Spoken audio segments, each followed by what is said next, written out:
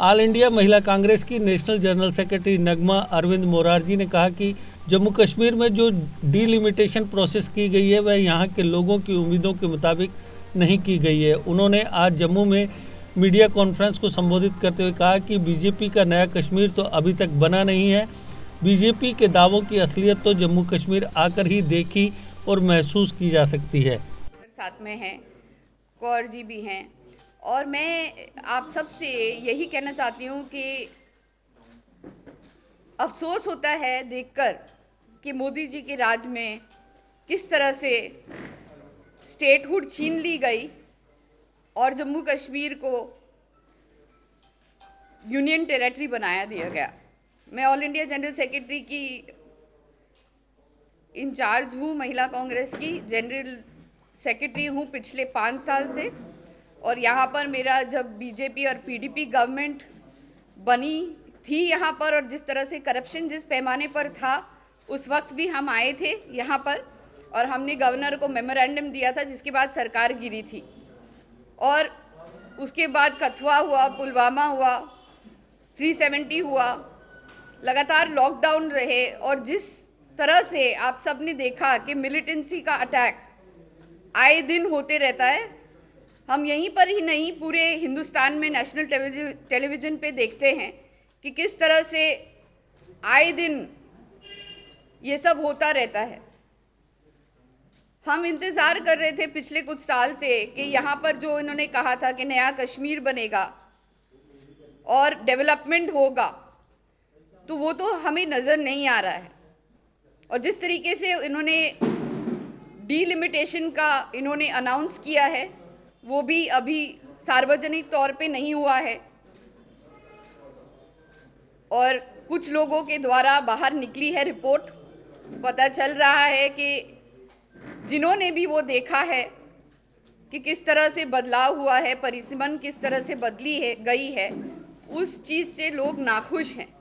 जब हम पहले दिन यहाँ पहुँचे तो हम सुचेतगढ़ गए थे और सुचेतगढ़ के वासियों से हम मिले, मुलाकात हमने की, वहाँ पर उनके स्थानीय लोगों से बातचीत की और वहाँ पर उनकी दुख तकलीफ़ और दुविधाएं देखी कि किस तरह से महिलाओं को, बच्चों को वहाँ पर शेलिंग्स झेलना पड़ता है और इतनी मुसीबत होती है उनको रोज़मर्रा। फिर भी गवर्नमेंट ने उनको कोई ऑल्टरनेट अकोमोडेशन नहीं दिया है इस सरकार ने, मौजूदा सरकार ने, और उनको आए ये मुसीबतों का सामना करना पड़ता है, उनके पास कोई चारा नहीं होता। और अब तो सुचेतगढ़ को डीलिमिटेशन में उनकी असेंबली सेगमेंट को भी छीन दिया गया।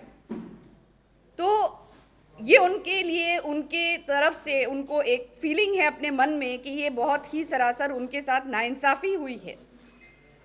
हमने देखा परसों हमारी महिला कांग्रेस की स्टेट एग्जीक्यूटिव मीट थी, पूरे दिन की मीट थी, प्रेस कॉन्फ्रेंस भी थी। कल हम भावे वाली माता की मंदिर भी गए, बुड्ढन बाबा के मज़ार पे भी गए, और साथ साथ में हम बाल आश्रम भी गए, दूसरी जगहों पे भी गए, वृद्ध आश्रम गए, और हमने देखा कि महिलाओं की हालत, ये लोग कहते हैं बेटी बचाओ बेटी पढ़ाओ, लेकिन बेटी कहीं नहीं बच पा रही है। जिस तरह से एसिड अटैक्स रिसेंटली हुए हमने देखा, और जिस तरह से महिलाओं पर अत्याचार हो रहा है, जिस तरह से आशा वर्कर्स को भी इतने वक्त काम करने के लिए मजबूर किया जाता है। 2000 रुपये उनको कहते हैं कि देंगे, लेकिन वो भी 2000 रुपये उन्हें वक्त पे मिलते नहीं हैं। और उसके अलावा जो दूसरी भी वर्कर्स है, चाहे वो आंगनवाड़ी वर्कर्स हो या फिर ऐसी महिलाएं हैं जो विडो हो जाती हैं, तो गवर्नमेंट ने सिर्फ 40 साल के ऊपर की आयु की महिलाओं के लिए पेंशन रखी है। लेकिन अगर वो 40 साल के आयु से नीचे होंगी, जो कि लाजमी है कि जम्मू कश्मीर में जिस तरह से लोग मारे जाते हैं, तो उसके बाद लड़कियां बहुत जल्दी, बहुत कम उम्र में विधवा हो जाती हैं, और बहुत सारी ऐसी हैं जो बिलो पॉवर्टी लाइन भी है। तो हमारी काउंसिलर्स जो यहाँ पर आई हैं वो लगातार इस मुद्दे को उठाती हैं कि इनको ज़्यादा इनकी पेंशन बढ़ाई जाए उम्र कम रखने के बाद।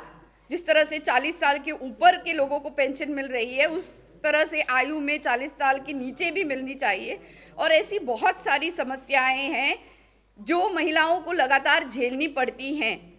अनएम्प्लॉयमेंट अगर बढ़ जाती है तो युवाओं का जो भी मतलब आज युवा रास्ते पर उतरा हुआ है, कल भी जम्मू पर प्रोटेस्ट हो रहे थे रास्ते पर उतर के, और जिस तरह से युवाओं पर पुलिस लाठीचार्ज कर रही थी, महिलाओं को मुश्किल सहना पड़ रहा है महंगाई की वजह से। इन लोगों ने एलपीजी गैस सिलेंडर और बाकी सारी चीज़ों के ऊपर भी पेट्रोल डीजल के भाव बढ़ा दिए। माइग्रेंट ये नो डेटा सरकार है। इस सरकार के पास कोई डेटा अवेलेबल नहीं होता। जब भी इनसे पूछा जाए कि कितने माइग्रेंट लेबर गुजर गए तो इनके पास कोई जवाब नहीं होता। सबसे पहले मैं बहुत ही ज़्यादा डीपेस्ट कंडोलेंसेस भी व्यक्त करना चाहती हूँ कि कल ही हमें खबर मिली कि एवलांच से हिमाचल प्रदेश में कई सारे हमारे आर्मी के जवान तकरीबन 7 जो गुजर गए, उनके परिवारों के प्रति हम शोक व्यक्त करते हैं। उनमें से 4 जम्मू से थे और अरुणाचल में, ये अरुणाचल में हुआ था। लेकिन हिमाचल प्रदेश की बात अगर आती है तो हमें ये लगता है कि जिस तरह से वहाँ पर इनकी डबल इंजन की सरकार है और वहाँ पर उन्होंने वो चेंज नहीं किया है जो कि यहाँ पर स्थानीय लोगों को उन्होंने बदलाव लेके आए हैं और उनका हक छीना है उनसे। तो ये दोहरे मापदंड जो बीजेपी के हैं, हमने ये भी देखा है कि पूरे हिंदुस्तान में जो अनएम्प्लॉयमेंट की रेट है उसमें सबसे ज़्यादा जो स्टेट्स आते हैं उसमें से जम्मू कश्मीर एक है। तकरीबन 22% अनएम्प्लॉयमेंट का रेट यहाँ पर बढ़ा हुआ है। मनरेगा जो कि बिलो पॉवर्टी लाइन का स्कीम होता है, जो यूपीए सरकार ने, सोनिया गांधी जी ने इसे बनाया था और इससे बहुत फ़ायदा होता है गरीबी रेखा के नीचे वाले लोगों का, उसका भी बजट इन्होंने बहुत हद तक घटा दिया है।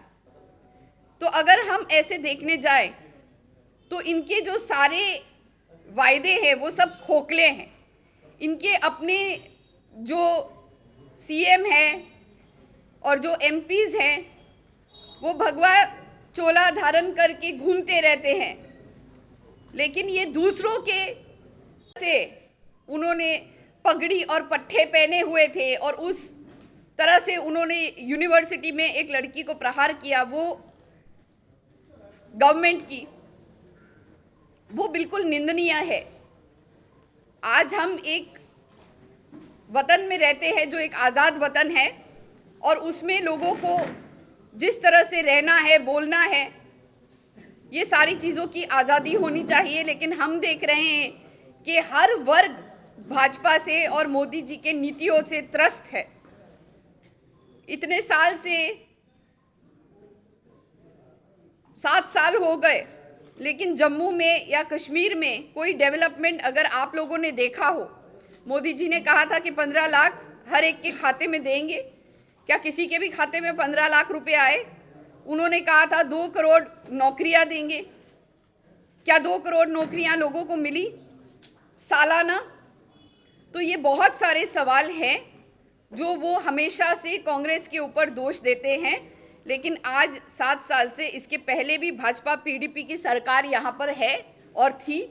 डिलिमिटेशन से भी जो बाहर निकल के आया है वो बहुत ही लोग इससे नाखुश हैं। तो इसीलिए मैं आप सबसे गुजारिश करती हूँ कि अब आवाम और जनता यहाँ की डिसाइड करेगी। हर वर्ग इनसे त्रस्त है, चाहे वो महिलाएं हो, चाहे वो किसान हो। इन्हीं का एमओएस होम की गाड़ी से किसानों को रौंदा जाता है, मारा जाता है और उसके बाद सामने निकल के आते हैं तथ्य के उन्हीं एमओएस होम की गाड़ी, उनके नाम की गाड़ी जो है वो है, लेकिन फिर भी इनका एमओएस होम अपनी जगह पर रहता है इस केस को इन्फ्लुएंस करने के लिए। तो कितनी जीरो टॉलरेंस है इन सारी चीज़ों के प्रति आप ही खुद अनुमान लगा सकते हैं। हिंदू मुस्लिम में लगातार झगड़े लगाए जाते हैं और मैं एक बात कहना चाहती हूँ कि जब से ये देश आज़ाद हुआ है कभी भी ऐसा हिंदुओं को नहीं महसूस हुआ कि उनकी ज़िंदगी खतरे में है। लेकिन जब से मोदी जी आए हैं और जब से ये भाजपा का शासन चल रहा है पिछले 7 साल से, तब से ये सबको कहते जा रहे हैं कि हिंदू खतरे में है। लेकिन वास्तविकता में, क्योंकि हम जम्मू और कश्मीर में की बात अभी कर रहे हैं और हम जम्मू में बैठे हैं, तो जम्मू के लोगों ने डिसाइड करना है, आवाम के हाथ में है कि किसको वोट दें, क्योंकि जो इस स्टेटहुड को उन्होंने लेकर इसे डाउनग्रेड किया है और लोगों का हक उनसे छीना है, तो इस बात की तारीफ बिल्कुल नहीं होनी चाहिए। हम भी इंतज़ार कर रहे थे। परसों जब हम सुचेतगढ़ गए तो रास्ते वहाँ के भी इतने ख़राब थे। एक ही छोटा सा रास्ता है जिसमें दोनों गाड़ियाँ जाने की कोशिश कर रही थी, आ रही थी, जा रही थी, और उसमें हम ट्रैफिक में फंस गए थे क्योंकि एक गाड़ी जब जाती है तो दूसरी आ नहीं सकती। तो ये डेवलपमेंट का जो एजेंडा बोल रहे हैं, ये किस तरह से किसका डेवलपमेंट हो रहा है। भाजपा के 200 लोगों ने सुचेतगढ़ से रेजिग्नेशन अपनी दी है, टेंडर की है। तो ये सब सोचने वाली बात है, देखने वाली बात है कि ये डीलिमिटेशन से लोगों का क्या रिएक्शन होता है, क्योंकि अभी तक साफ लोगों के सामने निकली नहीं है ये बात। और हम, क्योंकि महिला हमारी आधी आबादी है, इसलिए महिला कांग्रेस को हम और उसके स्ट्रक्चर को स्ट्रॉन्ग करेंगे, औरतों को यहाँ की एम्पावर करेंगे हर तरीके से, ताकि वो अपनी हक और हुकूक की लड़ाई लड़ सके। और प्रियंका जी का जो नारा है, लड़की हूँ लड़ सकती हूँ, हम इसे साबित कराएंगे कि मोदी जी ने जो कहा था कि बेटी हूँ, बेटी बचाओ बेटी पढ़ाओ, बेटी को ना वो बचा पाए, बेटी को ना पढ़ा पाए, और जिस तरह से बेटी पर कल चार्ज हुआ और जिस तरह से हाथरस में वो बेटी को रात को प्रशासन ने जलाया पेट्रोल डाल के, जिस तरह से उन्हीं का एक एमएलए कुलदीप सिंह सेंघार ने उस लड़की को लगातार उसके साथ दुष्कर्म किया और फिर वो साबित भी हुआ। तो ये सब चीज़ आप भाजपा को इसमें लिप्त पाएंगे। अभी हाल ही में मैंने मेरठ से चुनाव लड़ा था, किसी एक सांसद पे गोली चली वहाँ पर, और उसमें भी गोली चलाने वालों में भाजपा के लोग पाए गए। तो ये सारी चीज़ें इस देश में अशांति फैलाने का काम, हिंदू मुस्लिम में लड़ाई लगाने का काम, ये सारी चीज़ें फिरका प्रस्त ताकतें कर रही हैं। लेकिन जिस तरह से भलाई होनी चाहिए, जब हम वोट करते हैं तो किसके लिए वोट करते हैं? हम वोट करते हैं ताकि आम जन की ज़िंदगी की बेहतरी हो। तो आप सबको ये तय करना होगा, यहाँ की आवाम को तय करना होगा कि आप सबको अपनी ज़िंदगी में अगर बेहतरी चाहिए तो ऐसी पार्टी को दे जो फिरका परस्ती में मशगूल ना होकर आपकी ज़िंदगी की बेहतरी की। जब यूपीए की सरकार थी तो 23 करोड़ से जीके अपडेट रहे हमारे साथ। अगर आप ये वीडियो YouTube पर देख रहे हैं तो हमारे YouTube चैनल को सब्सक्राइब करें और बेल आइकन को क्लिक करें। अगर आप ये वीडियो Facebook पर देख रहे हैं तो हमारा Facebook पेज लाइक जरूर करें। For advertisement please contact 705-109-1811।